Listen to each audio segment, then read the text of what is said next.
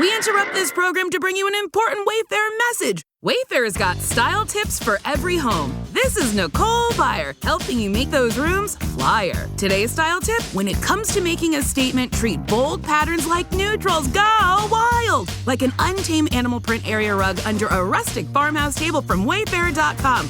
Ooh, fierce! This has been your Wayfair style tip to keep those interiors superior. Wayfair, every style, every home. Hello listeners, I'm your speaker Casey, and as many of you may know, I am currently undertaking the Psychology of Coercive Control Master's course at Salford University. I hope that this course will make me more informed and better equipped for future projects and interviews on the podcast. In the meantime, I will be releasing renewed versions of older episodes with updates from previous guests. If you want to find out what I remember from the time of each interview and get in-depth updates from the guests, I've been writing blog posts as I go through older episodes and adding them to my website, cultvaultpodcast.com, which you can also find links to in the episode description. You can find links on my website for support on navigating recovery from cultic abuse, to learn more about how to help a loved one, or become more informed about the subject of cults and coercive control. My emails are still open, and I am carefully curating a list of guests to speak with once I am back to interviewing officially next year. You can find me at cultvaultpodcast@gmail.com if you'd like to get in touch. And now, on to today's updated episode. Hello, Evvie, and thank you so much for joining me on the show today. We're going to be exploring a new topic on the podcast, and I'm really looking forward to learning more. So would you like to start by introducing yourself to the listeners? Yes, my name is Evvie, and my pronouns are they, them, theirs.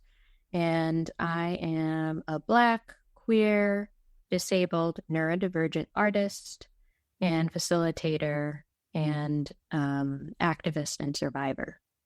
Wow, that is quite something. If you were to write that on a business card, I think people wouldn't really know which element to start with. It all sounds really compelling, lots of different things. So when you mean activist, what types of activism are you involved in? Yeah, I feel like that is dynamic for me. A lot of it has to do with what is happening in my own life and in the lives of people that are in my community, and about what's happening in the world in the present moment and what's needed.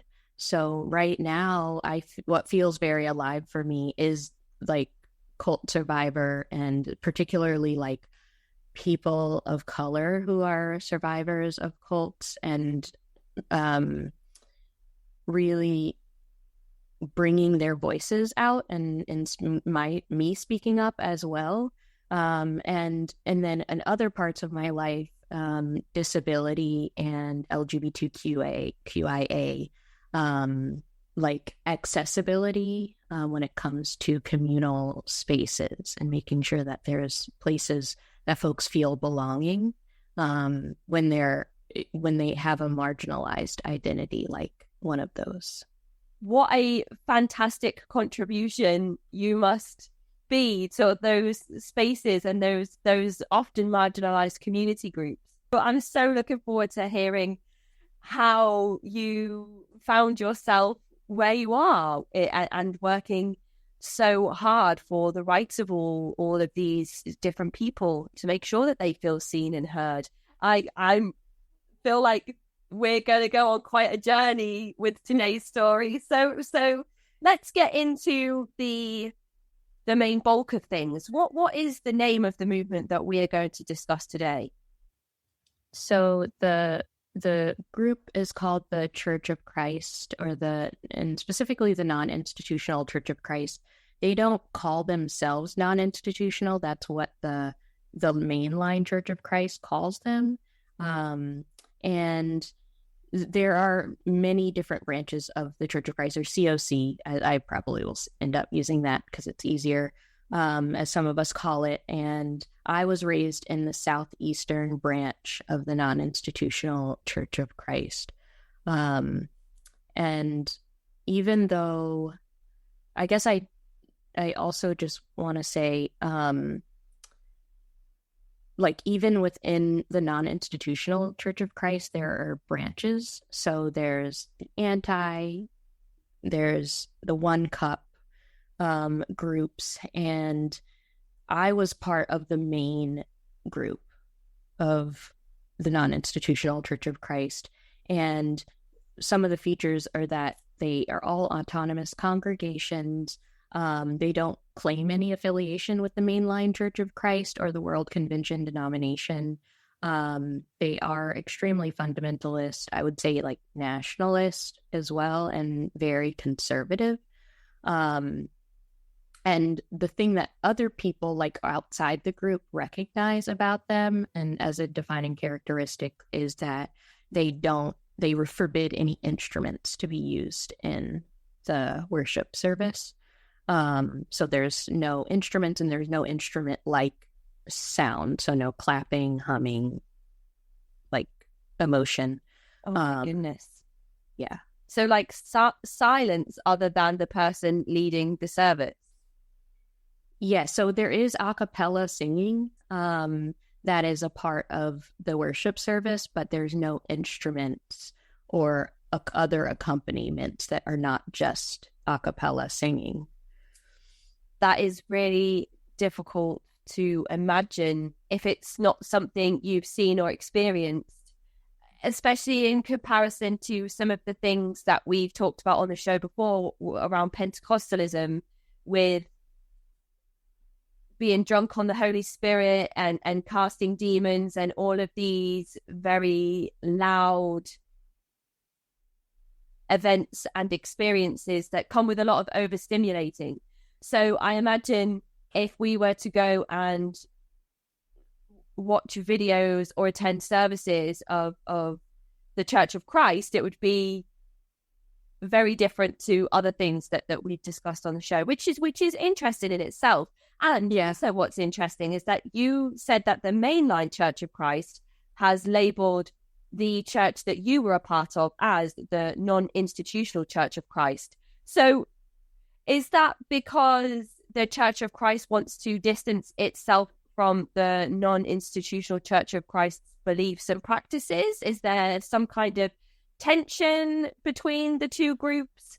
And I suppose it's worth looking at where the Church of Christ came from and how this first branch that then split off into other branches came to be also. Yes, I would be happy to share about the history and how it came to be. And I would say that the mainline, so growing up in the non-institutional Church of Christ, I didn't know that there was a mainline Church of Christ because they're so separate and so like they don't acknowledge the mainline churches of Christ at all.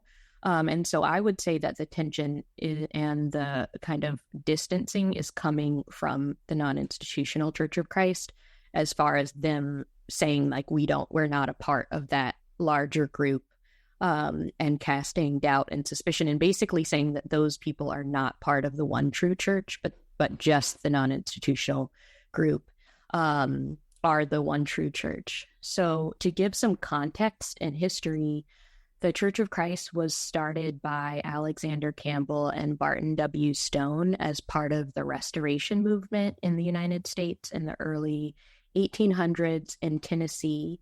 And it came to be called the Stone-Campbell movement churches.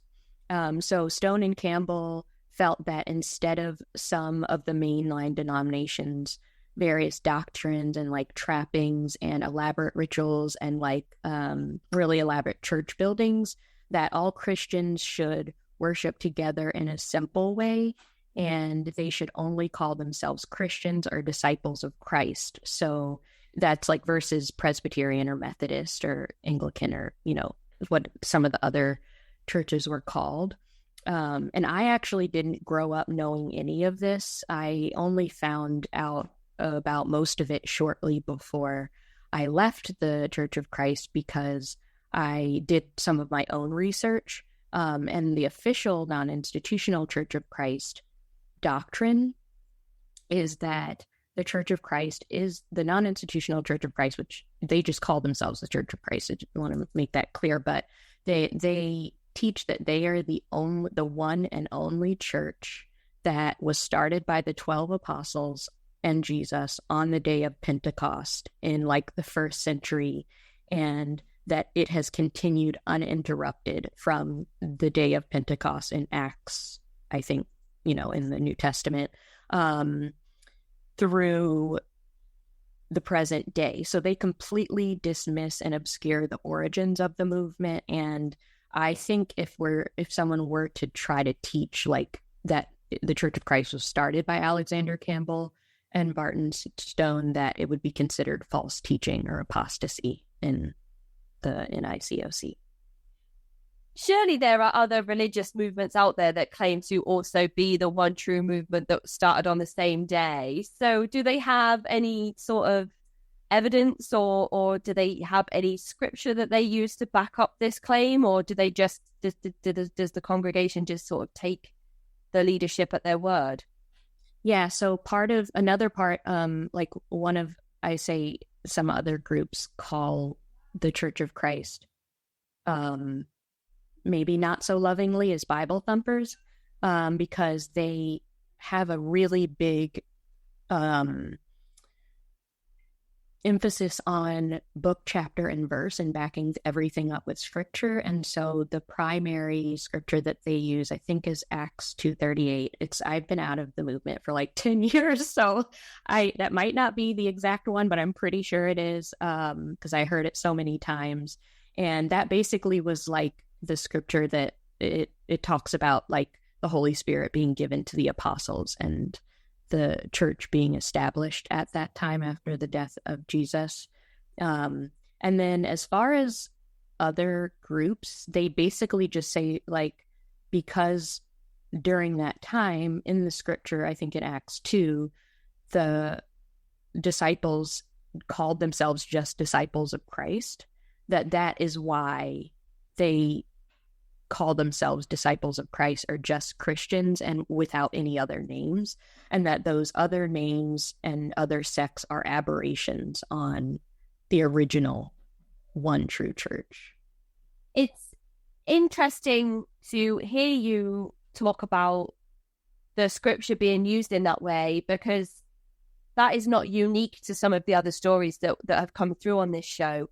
But of course, if that is all that you have lived and all that you have experienced, you have no other reference point to realize that there are thousands of other branches of Christianity that also claim to be the one true faith, that also claim that every other faith is a cult, or an aberration, as you said, or just simply, being led by the devil, or whichever explanation the church might use to explain away why these other faiths are wrong and why you are a part of the only true faith.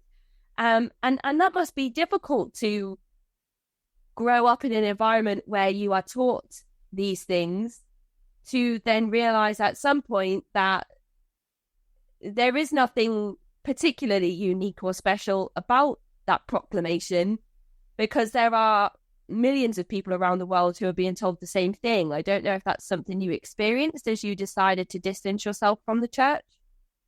No, I mean, I guess my path out, I call it a slow fade, because my separation from the Church of Christ really had to do with the doctrine initially, and I didn't leave Christianity altogether. And then there were some things that I have left Christianity altogether now, but at the time when I first left, I didn't for several years. And then there are some things that were teachings in the Church of Christ that I never fully believed, or that I kind of was like, I don't know if I completely agree with that, but I didn't necessarily say anything to other people. But I do remember growing up, like, we weren't allowed to go to other churches. So we would invite, when I was a kid, I would invite my friends to like come to children, like the Vacation Bible School or things like that. And sometimes they would come with us, but then they might invite us to their Vacation Bible School, and I could never go. And I always felt really like weird about that, and that it wasn't fair. And even as a child, I was like, this doesn't make sense that we can invite people to our stuff, but we can't ever go to their things. And people would say that, and as a kid, I'd just be like, well, that's what the rules are. So this particular branch of the Church of Christ, is this something that you were born into? Yes, I was born and raised in the non-institutional Church of Christ. My parents were part of the group and married in the group about a year before I was born, so they were pretty new in the movement when I was born, and I'm the oldest of the children that my parents had together. After they were married, I have one older sibling and two younger siblings, and or three younger siblings actually, and one sibling passed away as an infant. And so my entire family of origin is in the movement and was in the movement throughout my life. And also my grandmother, my maternal grandmother, is a part of the movement. And then since I've left, some of my aunts and uncles also have become a part of the group. And I kind of, it's hard to say exactly like when I left, because I was having doubts for a really long time. I would say probably at least like 6 years before I actually just stopped going, which was in 2009. But I became disillusioned because I was very pious as a teenager and as a young adult, and I took the Bible very seriously because we were taught to like read the Bible, to follow everything it said literally. And I got really disillusioned and discouraged because I felt like the teachings of the Bible and the way they were actually being applied in the group were either false or were wildly inconsistent.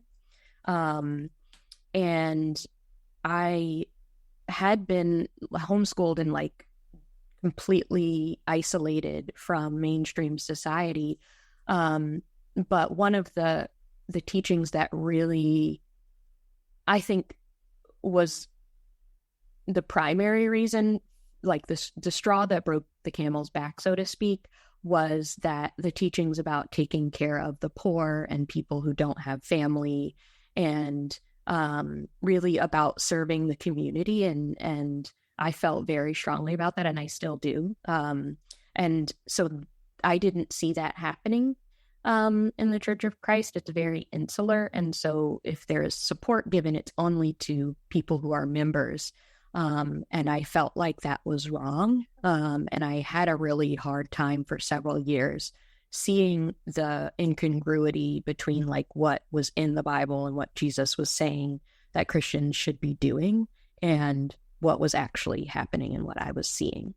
And what you said there about sort of not helping the wider community and not going out and helping the less fortunate and the marginalized and other community groups that I'm sure we'll discuss throughout this episode, that doesn't align with the overall sort of messages within the biblical text. If you read it at face value, and I understand that scripture can be used and changed to kind of fit anybody's belief systems, and you know, the rhetoric that comes with all of that is it's kind of like a minefield. But well, you summed it up perfectly in the way that you've just said that.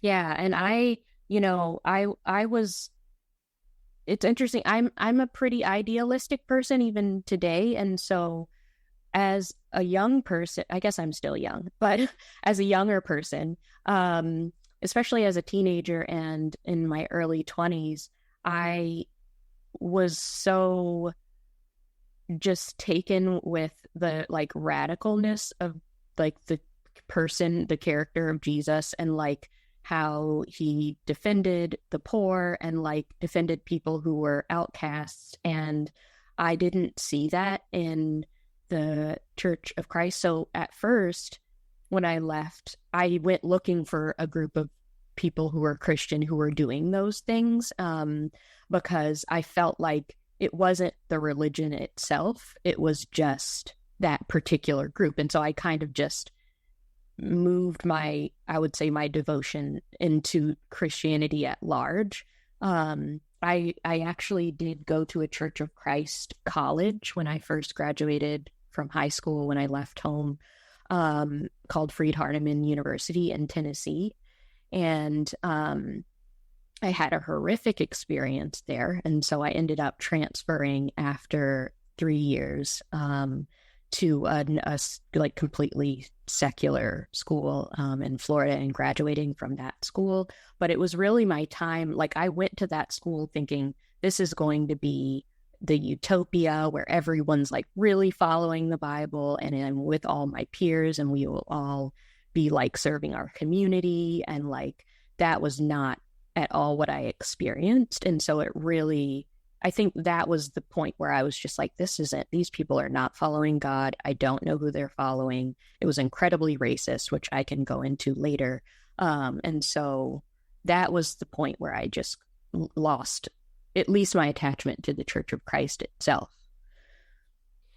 And what I know that we've briefly gone over some of the principles and practices of the church in the way that they don't allow instruments or kind of any other sounds other than a cappella singing, so no clapping or applause and things like that. But is there anything else that you remember specifically from attending certain services or church events that would give us more of an overview of your time during the Church of Christ when you were a member of it? Yes. So, let's see. So the autonomous congregations being led by elders and deacons is a pretty, that's I would say, part of the core teachings in the Church of Christ. And one thing I do want to say about the a cappella singing is there's only very few things that I miss. And actually, the a cappella singing was often quite beautiful and very ethereal, I imagine.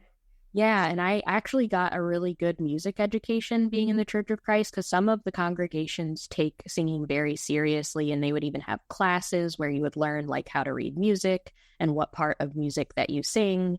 I'm an alto, and so they took it very seriously. And I think now that I have left and I've gone, I've studied healing, just kind of like in the larger human society, I know that there's something really like beautiful somatically that happens when people sing together.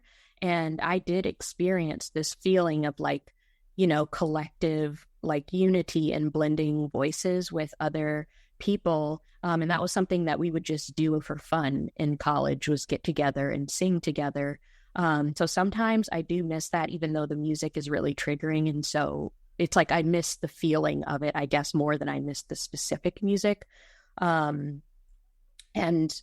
that is, I like to name things that I miss, because I think sometimes it can be easy to just focus only on the things that were horrible, which were abundant. And I certainly don't want to downplay those things. And there are things that I miss too. The Church of Christ music has a very doomsday vibe. So a lot of it is singing about people losing their eternal souls, and they have their own very specific songbooks that only the Church of Christ uses. And women are not allowed to like sing or like lead singing. And so, I mean, you can only participate up to a point, but that is something that I actually enjoyed when I was a part of the group. I would say the two doctrines that the Church of Christ would teach to someone in order to convert them would be the 5 acts of worship and the 5-step plan of salvation. And those two doctrines are something that I haven't encountered in other in like my exploration of other Christian groups that seem pretty unique to the Church of Christ. And so the 5-step plan of salvation is that you have to hear the Bible, believe all of it, repent of any sins publicly, confess that you believe the entire Bible, the Church of Christ teachings, and Jesus as the Son of God, and then be fully immersed in water, or baptized. And they're very strict about this, that if you don't do each one of those things exactly and perfectly as they teach, your eternal soul will be tortured in a lake of fire for all eternity. And they're so legalistic about it that it's like, I've seen people get baptized and then like maybe 10 years later, like even people in my family, be rebaptized at a certain point because they're like, I don't know if my foot and my toe popped out and maybe I wasn't fully submerged. Or maybe I didn't perfectly believe all of the doctrines at the time that I was baptized. And so there is this feeling of like that your salvation can be lost at any time, and this feeling of needing to be perfect and to practice and believe everything perfectly when it comes to the plan of salvation, the 5-step plan. And then for the acts of worship, that's another thing that they really lean on as that sets them apart from other groups, and that it's the only correct and acceptable way to worship. And so in any Sunday worship service, there must be singing, praying, communion, teaching or preaching, and a collection of money. And they have scriptures that are used to back up each one of those things. I don't remember all of them anymore. And also that members of the Church of Christ are expected to attend every single service. And if you don't attend the service, that is a sin, and it's called forsaking the assembly. Even if you just miss it one time because you were like watching football or like were tired or something like that, it's just expected that you're there every time the doors are open. And then finally, I would say the last kind of core teaching that someone might be taught in order to be converted is that there's this belief that Jesus will come back at any time to reclaim his followers, and that the world will end in fire. And although they don't, so it's different than some other evangelical Christian churches because they don't believe in the rapture. Like they're very adamant that like there's no rapture, there's no tribulation. It's just like an instant Jesus comes back. There's the day of judgment, and the people who are in the Church of Christ and have lived faithful lives will be ushered into heaven. There aren't really specific teachings about heaven and what heaven is like, but hell is presented as like such a horrifying, terrifying, awful thing that like any heaven is better than that. And so that's kind of just the way that that's how it's approached. And I would say like one of the things that they heavily depend on to convert people is creating that existential dread and that fear of hell. And that's used pretty heavily to keep people in line within the congregation as well. And that fear must be so easy to prey on because mortality is one of the only things that is definite in life. Nobody is immortal. Nobody can live forever. We will all die at some point. And because that is one of the only certainties in life, isn't that so easy to prey on? Yes. As a child, I used to have nightmares and panic attacks about either dying in my sleep and going to hell, or Jesus coming back at any minute. I can remember they would say like the trumpet will sound and that will mark the end of the world. And so pretty much any loud noise would just like completely upset my nervous system. And like a train, an airplane, I lived in an area that was, there are 5 military bases in the area. And so we would always hear the jet. So like a really loud jet, and there were so many triggers. And I did have this kind of terror about, had I, been perfect during the day, and we were taught that you have sinned if you can understand the 5-step plan of salvation. And if you can understand it, then you are accountable. And if you have sinned, even if it's just disobeying your parents or getting annoyed at your, younger sibling, that's a sin. And so I was baptized at 9 years old because of that, like, feeling of terror. And honestly, at this point in my life, I feel like that should be considered child abuse, like teaching children those sorts of things, because it did cause me a lot of anxiety. And I've talked to other members who have left, and many of us have left years ago, and living it with that sort of anxiety for years and years, and, having been taught it from the time you could hear and talk and understand language, it kind of works its way into our bodies. And many of us do live with ongoing anxiety even after leaving, just because our bodies got into this habit of being anxious about dying, about other people dying and going to hell that we were in our families or that we cared about, or our friends.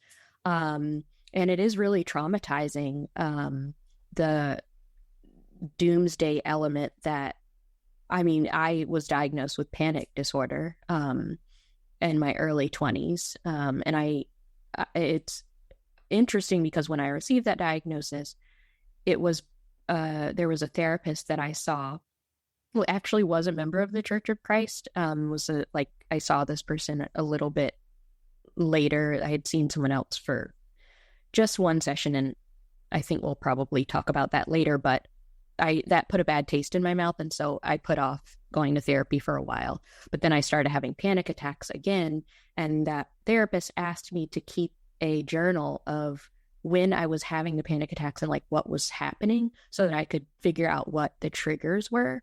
And after a couple of weeks, when I came back and she looked at my journal, she made the connection that I was having them in only religious settings. So it would be, this is when I was in college. So like we had chapel that was mandatory every day. We, of course, had 3 weekly services. There was devotional every night. We had mandatory Bible class. So there were so many opportunities for me to be in some sort of like religious setting. And a lot of times it was associated with the singing because the songs were so like doomsday focused. And that was a pretty substantial moment for me too, because I remember her saying that maybe I should take a break from going to the services. And I had never heard anyone suggest skipping services, but because my experience was so severe, I was having panic attacks multiple times per day, and it was really impacting my life. Like I wasn't able to go to class, and I was really not functioning, and I was very depressed. She suggested taking a break, and I was so frightened of losing my eternal soul that I didn't actually do that. But it's been a while. I don't really live with that anxiety anymore, but I definitely did for, I would say, the great majority of my life.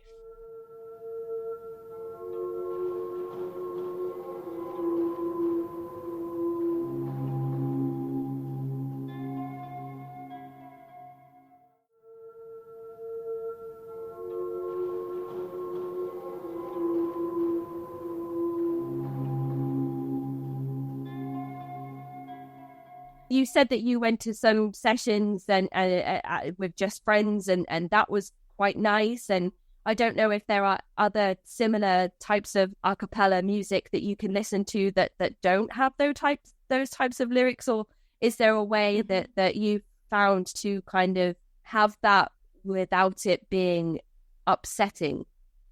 Yeah, I feel like a few years ago, I was at a movement conference, like a workshop for activists, and I was able to reclaim this love of singing and music. My group did a presentation for the larger conference, and part of what we did was kind of split up our time and gave each person a portion, and the portion that I chose was a song. And so a couple of other people in our group had this song that was like an activist song. It was called Grief and Praise. And I chose to lead the song, which is something that would never have been allowed in the Church of Christ. But I was like, I'm going to do this. Let me learn this song. So we practiced together. And then I got to lead this song while everyone was singing. We were standing in a circle and we were singing the song, and it's a round, which are like my favorite kinds of songs. And it was during a ritual of like letting go that we were doing, that we created in our group for the larger group. And it was so beautiful. People were expressing emotions, we were,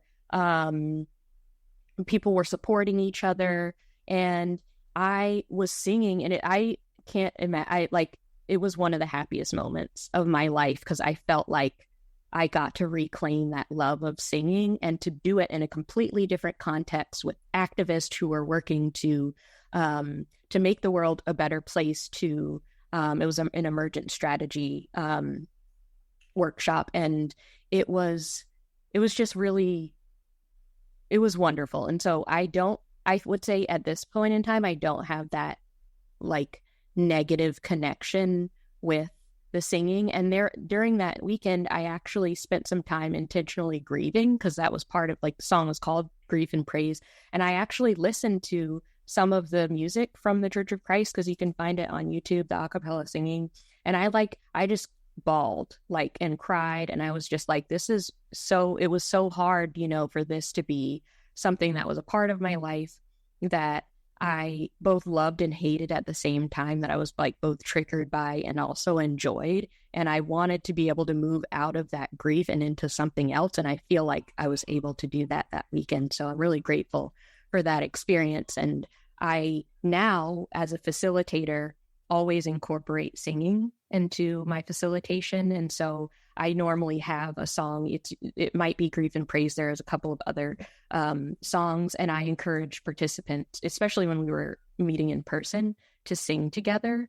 And it's been really magical to create those moments in my own facilitation spaces where we're talking about activism, and to have it be something that's life-giving instead of triggering. That is so incredible. That is, in so many different ways, that is amazing, because not only are you empowering yourself as a leader of this workshop, you are allowing yourself to experience an art form that meant so much to you and moved you in so many different ways.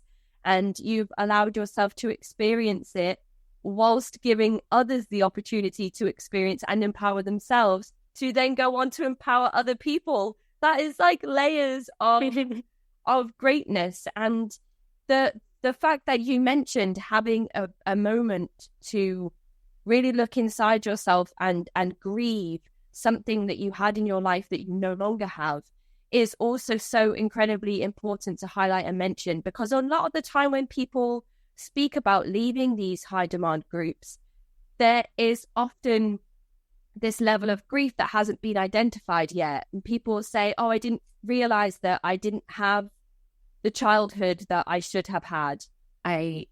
One of the things that has been incredibly helpful for me in the last couple of years is I encountered somatics and somatic therapy, and particularly like in groups. And then I'm actually in training right now to become a facilitator, a somatic practitioner facilitator. And what I learned through studying somatics is that singing in a group is a somatic practice. It actually does release like energy and trauma from our bodies, and it does help our nervous systems and other people's nervous systems calm. And I didn't want to, as particularly as a Black person who's descended from enslaved people, singing is a huge part of our culture, and has been. That was like something that enslaved people would do to like soothe and comfort themselves as they're in this horrific, traumatizing, brutal situation. And I feel really strongly and felt really strongly that those types of somatic practices that can help our bodies heal, that I want to reclaim them, and I don't want those things to be lost. just because of someone, in a group like this abusing it in order to cause harm. And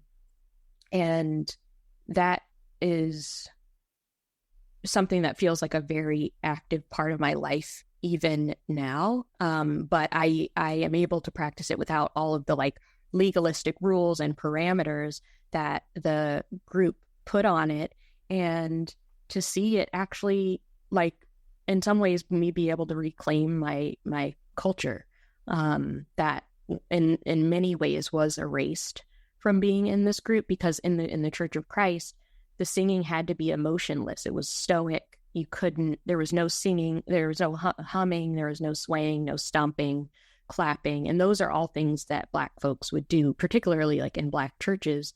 And all of that is somatic practice. And so now I approach it from a somatic perspective as opposed to like a religious kind of ritual, thinking like this is actually like singing with other people, encouraging us to sway together and to hum together. And I've even, done that in some of my support groups to close, that will just like all hum a note for 30 seconds to kind of sync our nervous systems up and calm and ground before we leave. That those sorts of things are really powerful, and they don't have to be the realm of like these destructive groups, that they can be something that we reclaim. And it's also not wrong not to reclaim them if they're too triggering. It took me years to get to a point where I could lead a song, and probably was like 8 years out. So there's not a specific timeline or right or wrong way to do it. I just happen to feel particularly strongly about that as a part of my journey towards like discovering who I am and reconnecting with my culture. And you mentioned briefly that you were homeschooled in your upbringing. Was that for all of your education until you went on to college, or kind of was it a brief arrangement? And what did homeschooling look like? Was that common for Church of Christ members? So it depends. So originally I went to school at first, through elementary school. These were in the early years before my parents were as indoctrinated. So when I was in elementary school, they hadn't been in the Church of Christ for a decade yet. But when I was 11 years old, my parents attended a hyper-conservative non-institutional Church of Christ conference in another state. And at that conference, they were coerced and coached by some more extreme members of the group to take me and my younger siblings out of public school under a religious exemption. And that also happened the year that my parents had kicked my older sibling out of the house in his senior year of high school for becoming too worldly, quote unquote. And what happened was that he had just gotten an earring, which is like a super normal thing in the mid-90s for like a young Black kid in the US to do. But in that group, everything was so extreme. Any kind of, independent thought, any kind of like breaking of the rules was just like, it's very black and white thinking. And so that was the result. And so I think their homeschooling us in some ways was meant to prevent us from like going towards the world. And there's another layer to this that feels complicated for me because I am neurodivergent. I had been diagnosed with ADHD when I was, I think, in second or third grade.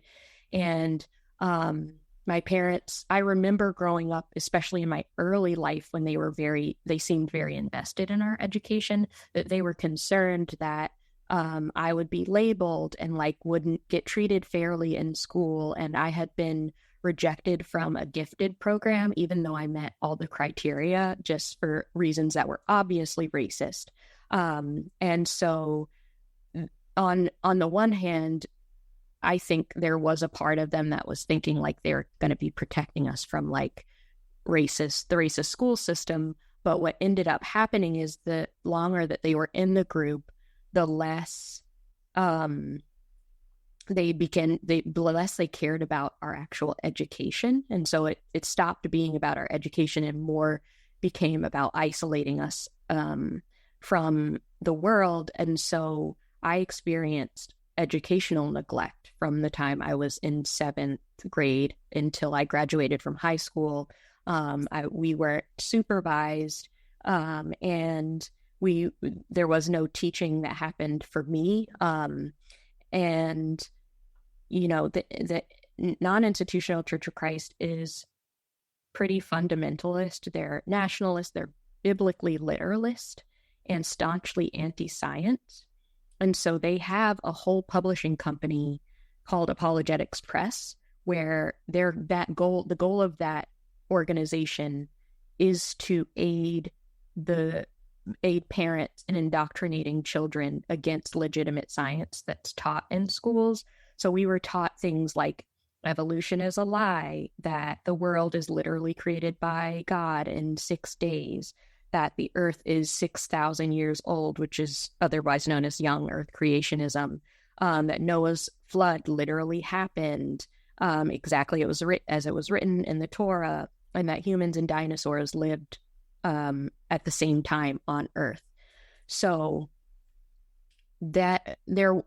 I feel like it's layered. There was like an element of like wanting to protect us, wanting to isolate us, and then also wanting to like indoctrinate us into anti-science and nationalist rhetoric that wouldn't have really flown in the schools. And I also know that there were, myself included, but they were very against sex education. And so that was something that we might encounter in schools. And I know that my parents, even when I went to school, when we had sex ed, they would like write a letter to the school and make sure that I didn't attend. And I know other people in the Church of Christ did that too. So there was a group of, I would say, like extreme people in the non-institutional Church of Christ who homeschooled. It wasn't uncommon. I wouldn't say most children in the Church of Christ were homeschooled during the time that I was growing up in the church, but it did become more popular over, like when we first started homeschooling, there weren't very many homeschoolers. And by the time I graduated from high school, there were lots more people who were homeschooling. And that's complicated because like the school system in the United States isn't great in a lot of states. And so there are some people, even religious people, who homeschool because they're actually concerned about the quality of education that their children are getting.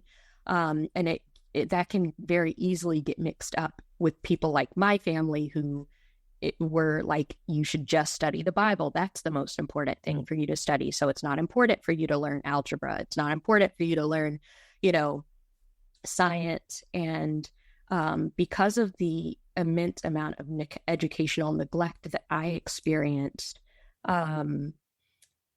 especially I think some of it was like misogyny, because as a kid who was assigned female at birth, my only role in the Church of Christ would have been to get married and be a homemaker and have children. And a lot of people felt like education for girls wasn't important, and that it made more sense to spend time teaching you how to cook or do things that were like homemaking skills or learning to sew, which, not to say those aren't valuable skills to have, and not in, the society in which we live where you can't support yourself without an education. So it does serve to put women in a position where they have to rely on getting married and having someone financially support them. And I feel like I was on that path because of the educational neglect that I experienced. I was the first, like the oldest, to be homeschooled. And because of my experience, I advocated very strongly for my siblings to get more access to like outside resources, to be able to go to homeschooling co-ops, to be able to get like I taught my sister to play the piano. I actually also taught one of my sisters to read. Because we were, no one was supervising us, she got to be like 8 or 9 years old and she wasn't reading. And my parents didn't seem concerned about that, but I did. And I also knew that I was, getting to be upper in high school and that I was hoping to leave eventually. And so I taught her phonics because we had this program to teach phonics.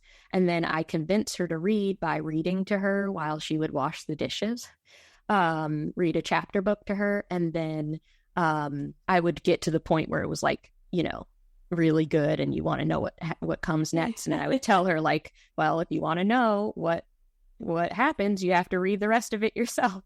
That is such a clever way of working around somebody who's not interested in doing something. That's a really, really good way of, I'm going to pinch that one, I think, for myself.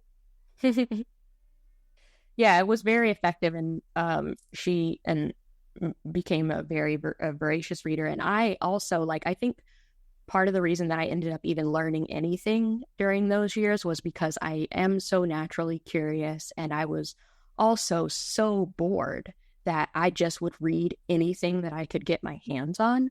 And so I did read textbooks. I remember reading the encyclopedia. This is in the time before smartphones and the internet being widely available. So I really only had access to things at the public library and what was in our house. And I remember one way that my parents, I wasn't always I am pretty willful, which is probably why I left. I wasn't always responsive to, being sent to my room or even having certain privileges taken away. But one punishment that my parents would use was to tell me that I couldn't go to the library because I loved reading. And so it was really upsetting to me not to be able to go to the library, because I would go to the library and check out 5 or 6 books, the maximum amount of books, and be reading all of them at the same time and read through all of them in just a few days, because I would just be reading all day long. And another thing I did was write in journals pretty much every day. And so I did eventually learn things like history, and social studies and some of the life sciences just because I was interested in them. But things like math and the, more complex sciences like physics and chemistry that require algebra, I didn't learn those growing up in my education from 6th to 12th grade, because no one was supervising me, and because I struggled with them, I was expected to just teach them to myself. And often we would be left alone all day, and I was the one who was responsible for my siblings. And so we would be given chores or, other things to do that weren't our schoolwork. And I just didn't have the resources available to teach myself algebra. And there was no one to ask questions or anything like that. And so that has impacted me into adulthood. It affected what I decided to study in college, because I didn't feel confident enough to study what I really wanted to study because I didn't feel strong in math. And I still feel some resentment about that, because I think I would have chosen a completely different career path had I gone to school and had the support that I needed to study math and science, and also some of the extracurriculars that, playing sports and being able to, do art and theater and those sorts of things, which my siblings eventually got to do because I advocated for them to have access to those things, but I didn't get to have that growing up. Just even things like building on your social skills, so that when you do go into employment when you're older, you have the ability to interact with people that are not from the church or the congregation. Mm-hmm. Yeah. And then for a child like me who is just insatiably curious, and I don't think it's conceited to say pretty intelligent, I just was so bored, and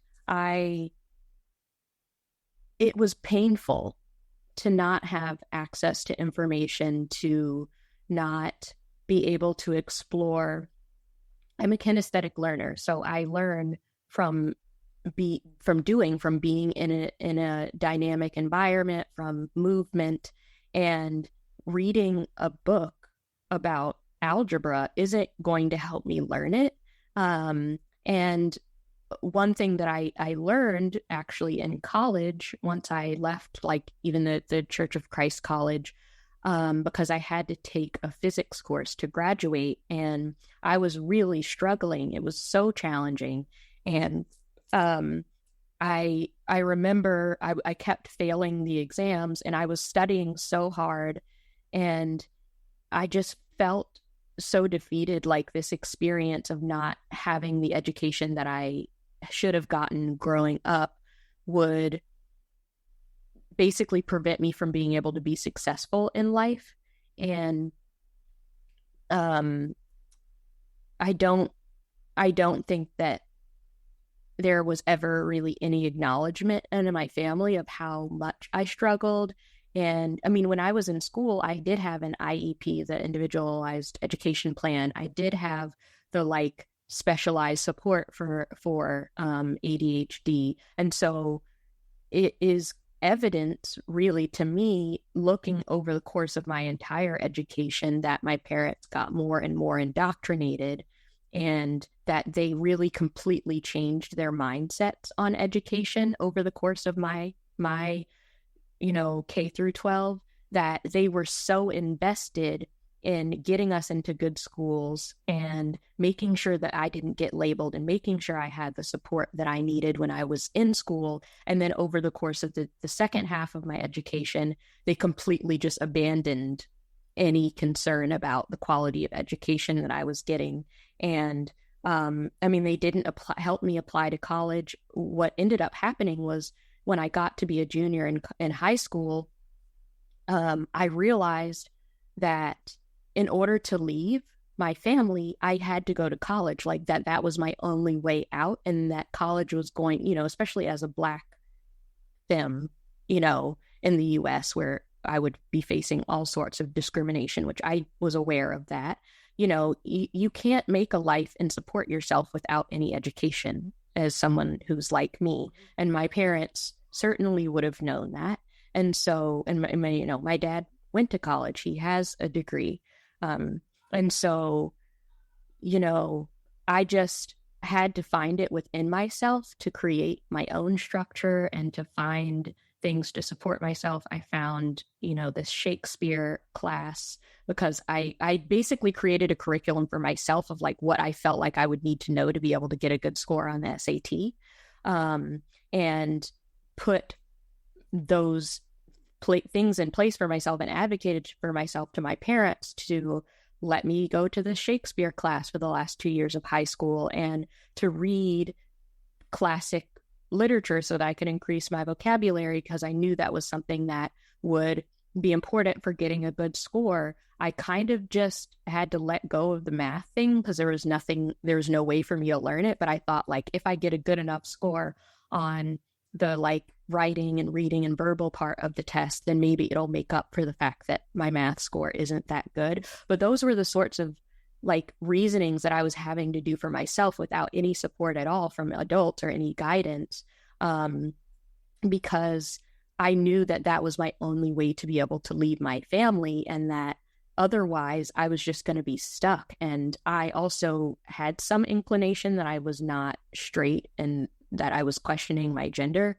And so marrying a man and having children was not going to be an option that I was like, that's probably not going to work for me. I'm pretty sure I would hate that. And because I had spent, I was so parentified as a child, I didn't really want children. And so I just, the life that was laid out for me is like, this is the way you're going to go. And then the life that I knew would actually make me happy, I knew I would have to pursue that myself. And the only way I saw to do that was to go to college. And so after years of not really getting any sort of like formal structured education, I did take it upon myself to create that for myself, and did the best that I could, which I feel proud of that. And I also advocated for my siblings to have access to more resources, to be able to have more socialization and to participate in extracurriculars, because once I got to college, I could see how I was at a disadvantage because I hadn't had all of those things, and I didn't want that to be the experience for my siblings that were younger, because I wanted them to have choices to be able to support themselves. You said there that you're proud of yourself, and I think that's probably that should be an understatement. You should be that. What is a word that's more than proud? Because what you said there is so deeply inspiring, that you were able to do all of those things for yourself. And it reminded me, one time I asked somebody for a piece of advice on what they would tell other Jehovah's Witnesses if they were going to leave the faith and pursue a life outside of the Jehovah's Witness organization. And they said, before you leave, you must have all of your ducks in a row. And that has stuck with me after all of these episodes, because that is so true. You were in such an insular community with a life laid out for you that would mean no further education, that would mean limited life skills, that would mean focusing on things like homemaking, cooking, cleaning, sewing, knitting, and all of those things, without knowing how to change the oil in your car, or how to change the tire, or even learn how to drive, and things that, things that maybe people like myself take for granted on a daily basis, things that we have access to that you may not have had access to if you were to stay on that course. And then to realize that you wouldn't be able to then go a step further than that and support yourself financially if you didn't have a further education, and then take the steps needed to make sure that you would meet the requirements to pursue that further education. That is such an incredible thing that you have done there for yourself and for your siblings as well. And I just think that being proud of yourself is one thing, but there should be a word that's like more than proud. That is so, like, that's really moved me there, what you've said. And I really hope that can inspire other people to know that they can make change for themselves as well. That no matter how trapped somebody may feel, there may just be a way to look at how you can change things for yourself.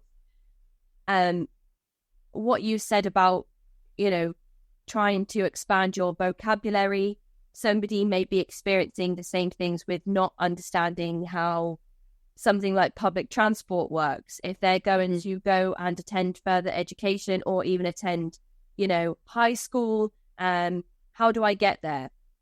I live in a really rural community, isolated from everything. The nearest town, the nearest high school is 30 miles away, and I have to walk 2 miles to get the bus. I don't know how buses work. That's just like an example plucked out of the air. But even that, is something that a person might be struggling with. And what you said there, it makes what seems impossible almost seem attainable. And I think that's great. And one thing I wanted to ask, when you mentioned earlier on about how the Church of Christ is quite nationalist and quite conservative in some ways, when your parents were trying to, or thought that they were trying to protect you from things like racism in the part of America that you lived in, was your congregation then primarily Black people or people of color?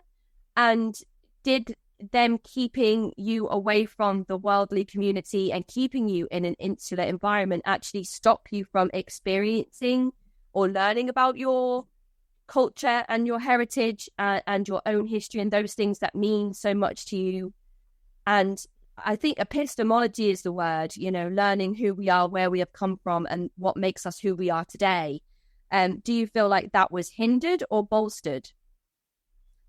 I definitely would say overall it was hindered. So that is I'll share a little bit of context. So the Church of Christ in the United States is not unique in the sense that the churches in most of the country are very segregated, and there are like in most, I would say particularly in the Deep South, there's like Black churches, white churches, and maybe like Latinx or Hispanic churches, and that is pretty normal. However, in the area that I grew up in the Mid-Atlantic, it was different because the churches in the area that I grew up integrated in the 80s. And so they were mixed between, like, I would say they're pretty much like 50-50, if not like maybe 10% one way or the other, like Black and white, with a small group of other people of color, mostly immigrants. And there was a lot of movement between congregations because there was military in the area. And so for some reason, the military and groups like this just go together like peanut butter and jelly. And so there are a lot of military in the congregations that I grew up attending. And that was the way that I grew up. And I didn't know until I was in college. And I went to college in West Tennessee in a small town at a college called Freed-Hardeman University. I didn't know that the Church of Christ was so segregated until I went to college. And so that was a shock to me when I was an adult. I was not prepared for that at all. And that definitely was a traumatic, like, revelation for me.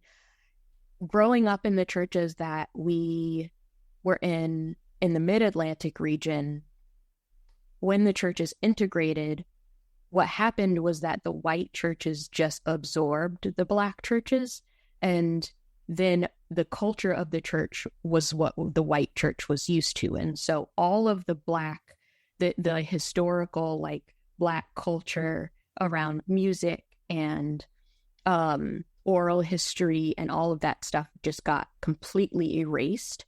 And it actually was taught to us as those things that Black churches do are unscriptural. They have this phrase in the Church of Christ about the worship service that they say it needs to be decently and in order.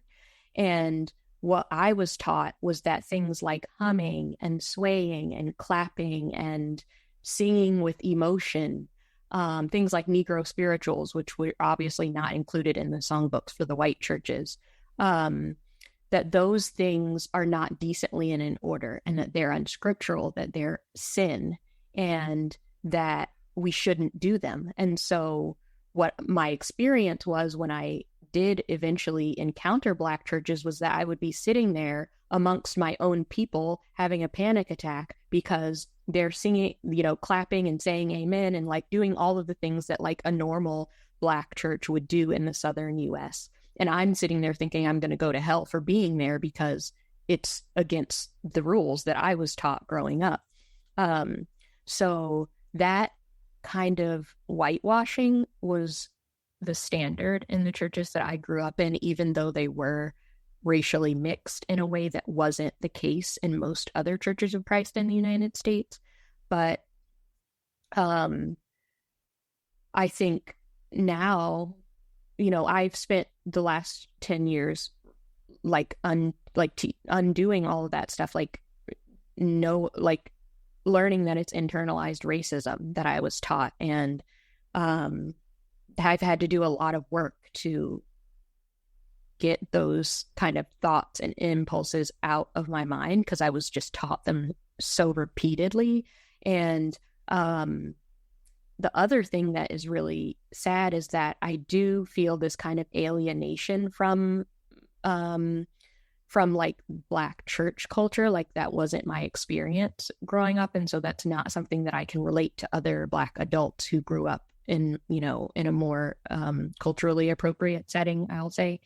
And when I went to Freed Hardeman in Tennessee, I was not prepared for the amount of overt racism that I experienced. Even now, like, I get this visceral feeling of like,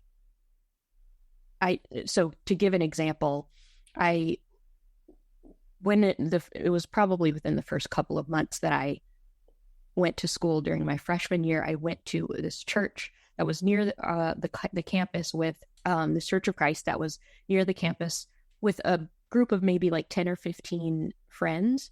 And all of the friends were white. There was probably 25 students out of 1,600 at the college that were Black. So there weren't very many of us.